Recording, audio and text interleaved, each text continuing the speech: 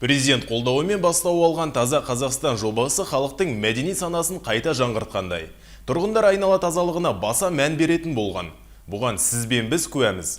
Сөзімізге тұздық күні кеше меркіліктер тау бөктеріне шығып, бұлақ арналарын қоқыстан тазартты. Бұлақ көрсең көзін аш. Бұл су арнасын тазалау ғана емес, бұл көнеден келе жатқан ата-бабаларымыздың ізгі дәстүрі. Меркі ауданы Қостұған ауылының тұрғындары сенбі күнін ерекше бір ниетпен қарсы алды. Таңмен таласып, тау бөктеріне аттанды. Ондағы мақсат бұлақтың көзін ашып, тіршілік нәрінің еркін ағысына жол ашу еді. Мына біз бүгін Қостаған ауылының тұрғындары, үлкеніміз бар, кішіміз бар, орта буын жастары бар, 80-ден асқан қарияларымыз бар. Бүгін көптен бері ұмытылып кеткен біздің дәстүрлеріміздің бірі.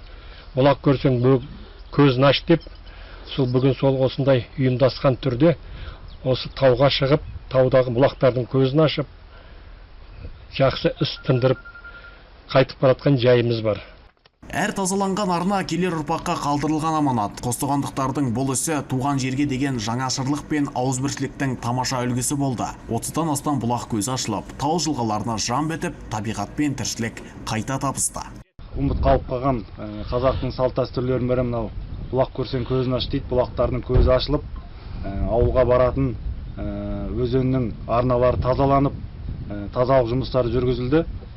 Бүгінгі іс-шараны пайдаланып отырып, мынау ауыл азаматтарына, ауыл жастарына, ағаларымызға үлкен алғысымызды айтамыз. Дендері сау болсын, әрқашан осындай жақсы істерді атқара берейік. Ауыл азаматтарының ауызбіршілігі мен табиғатқа деген жанашырлығы бұл бір күндік жұмыс емес, бұл ұрпақтар арасындағы үнсіз келісім, табиғатпен тынбай жалғасып жатқан ұрпақтар сабақтастығының жарқын көрінісі.